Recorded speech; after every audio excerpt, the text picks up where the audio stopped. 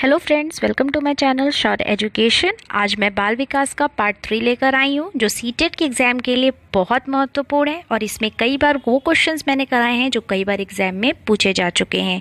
अगर आपने इस वीडियो के पार्ट 1 और पार्ट 2 नहीं देखा है तो मैंने लिंक को डिस्क्रिप्शन बॉक्स में दे रखा है, आप वहाँ जाकर इसका पार्ट 1 और पार्ट 2 देख सकते हैं। ये एग्ज़ाम के लिए बहुत इंपॉर्टेंट है। अगर आपको मेरी वीडियो पसंद आती है तो प्लीज़ इसे लाइक करें, सब्सक्राइब करें और शेयर करें और बेल आइकन को दबाना ना भूलें जिससे आपको मेरे न्यू वीडियो की नोटिफिकेशन मिलती रहे। पहला क्वेश्चन हमारा है, लेव वाई गोडसे के अनुसार भाषिक विकास में संस्कृति की भूमिका बहुत कम होती है। बच्चे भाषा अर्जन की एक युक्ति से कोई भाषा सीखते हैं। वयस्कों और साथियों के अन्योन्य क्रिया करने के भाषा के विकास में कोई प्रभाव नहीं पड़ता।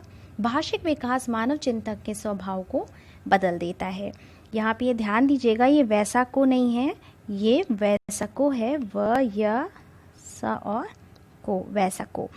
लेव वाई गोडसे के अनुसार पूछा है, तो लेव वाई गोडसे के अनुसार भाषिक विकास मानव चिंतन के स्वभाव को बदल देता है। नेक्स्ट क्वेश्चन हमारा है, लॉरेंस कोहलबर्ग के नैतिक तर्क के सिद्धांत की अनेक बातों के लिए आलोचना की जाती है। इस आलोचना के संदर्भ में निम्नलिखित में से कौन सा कथन सही है? कोहलबर्ग का सिद्धांत बच्चों के प्रत्युत्तरों पर ध्यान केंद्रित नहीं करना।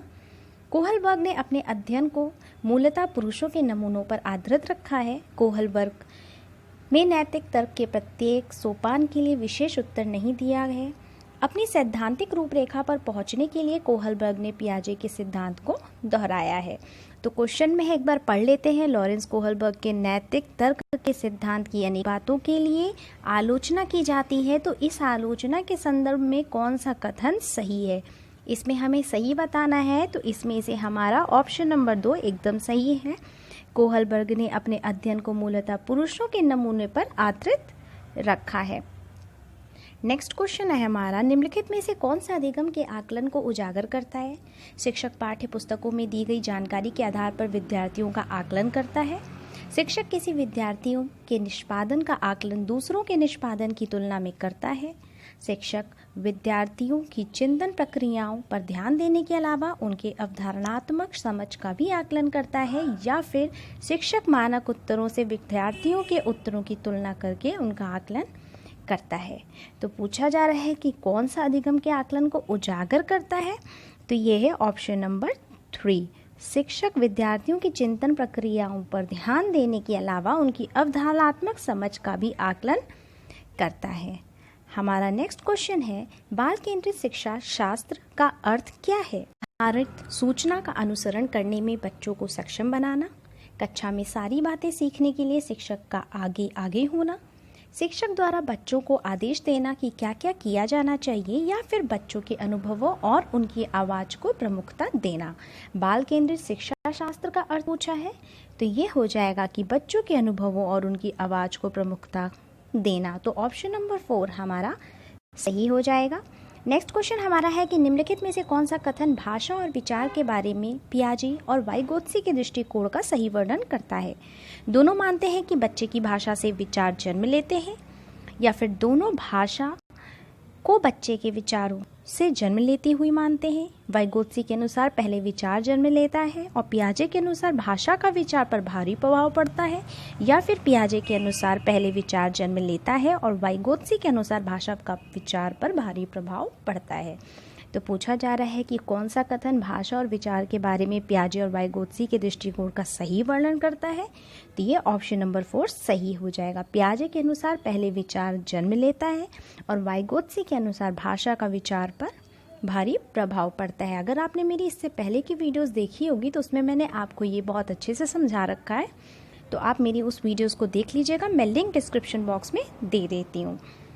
नेक्स्ट क्वेश्चन हमारा है, विद्यालय यात्रा पर जाने के लिए पोती को अपने पिता से बहस करते हुए देखकर दादी कहती हैं, तुम अच्छी लड़की की तरह आज्ञाकारी क्यों नहीं हो? तुम लड़कों की तरह व्यवहार करोगी तो तुमसे कौन शादी करेगा?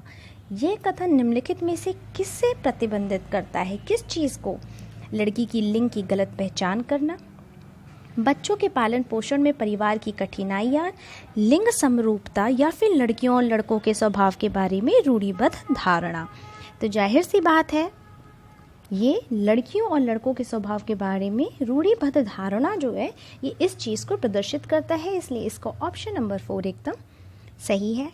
नेक्स्ट क्वेश्चन हमारा है, किस सोच में एक समस्या के रूप में एक बच्चा सॉल्वर बयानों की सच्चाई या संभावना का मूल्यांकन करता है?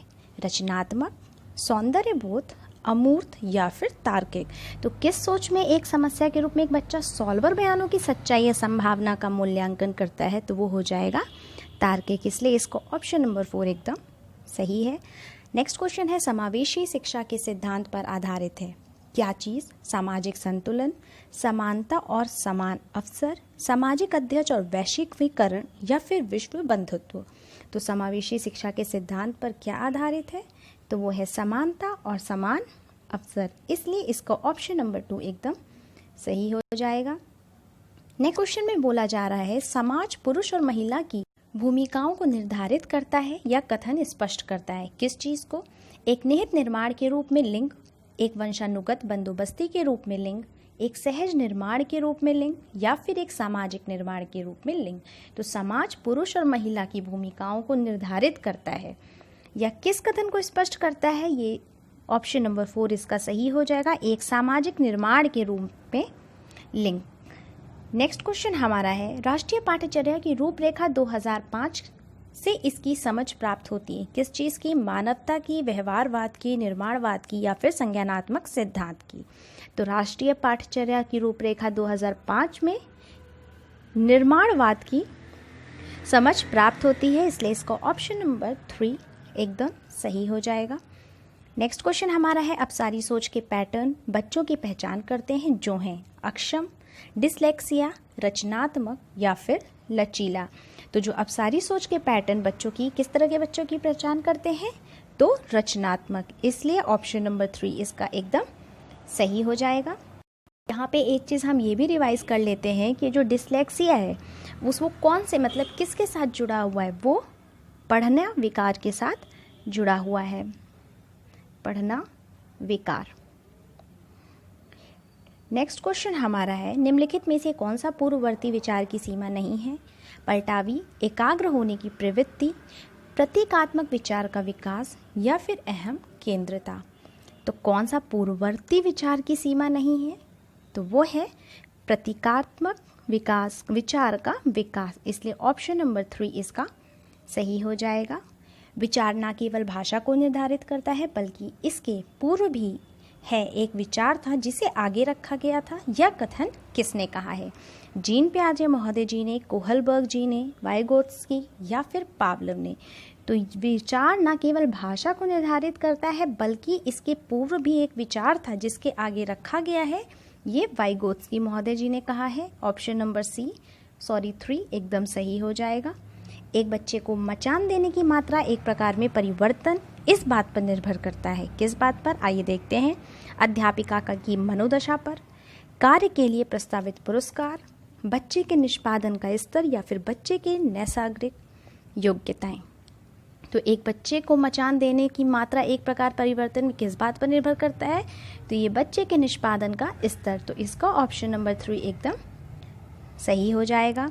नेक्स्ट क्वेश्चन में बोला गया है कि जब बच्चे अपने अनुभवों के अनुसार प्राप्त जानकारी की व्याख्या करने की सोचते हैं तो उससे कहा जाता है क्या?